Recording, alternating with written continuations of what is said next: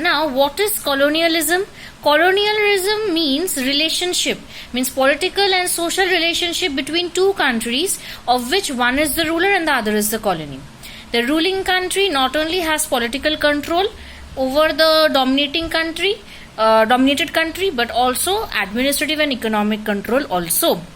So, in case of India, this unequal relationship made India dominated. Low level of national income and per capita income.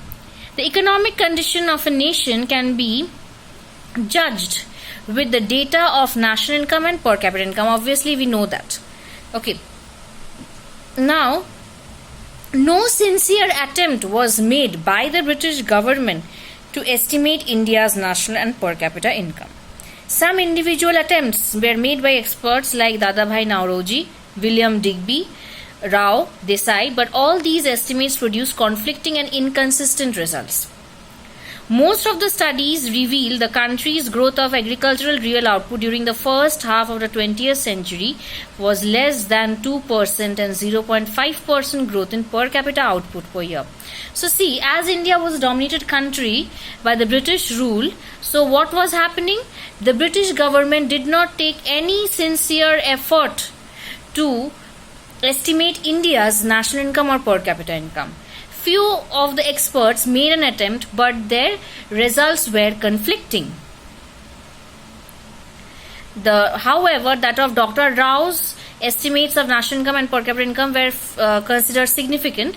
Most of the studies reveal that during the 20th century, what was that the growth was a real output. The output of the country was less than 2% and 0.5% growth in per capita output per year. So, real output was less than 2% and 0.5% growth in the per capita output per year. Okay. So, as output, it's a normal cycle, children.